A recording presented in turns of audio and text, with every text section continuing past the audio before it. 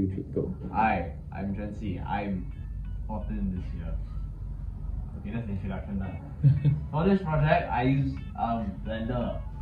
Blender is a 3D modeling software that lets you render like animated films, visual effects, motion graphics and stuff like that.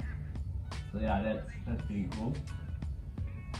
So for my project, we're making ice cream. So I use sculpting to make the sphere look more like ice cream. Shading to actually add like I don't know, like texture to my ice cream, and animation as well. So I managed to get I didn't make just ice cream because ice cream needs at least like a cup to hold it in. So I made a cup, and I also made chocolate sticks because I had nothing better to do.